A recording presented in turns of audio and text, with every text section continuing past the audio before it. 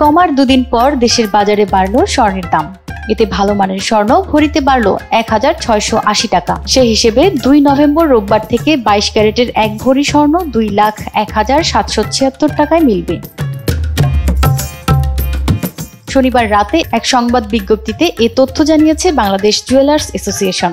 বাজুস জানায়, নতুন দাম অনুযায়ী রোববার থেকে ২২ ক্যারেটের ১ ভরি স্বর্ণের দাম হবে ২,০১,৭৭৬ টাকা।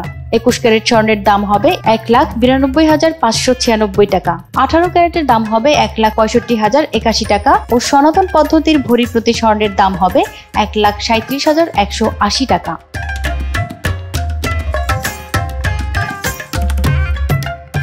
যেখানে শনিবার প্রতি ভরি ২২ ক্যারেট স্বর্ণ ২,৯৬ টাকা ও ২১ ক্যারেট ১,৯০,৯৯৮ টাকায় বেচাকেনা হয়েছে। বাজুস জানিয়েছে, পরবর্তী ঘোষণা না দেওয়া পর্যন্ত এই দাম দেশের সব জুয়েলারি দোকানে কার্যকর থাকবে। তবে বিক্রয় মূল্যের সঙ্গে সরকার নির্ধারিত ৫% ভ্যাট ও বাজুস নির্ধারিত ন্যূনতম ৬% মজুরি যোগ হবে।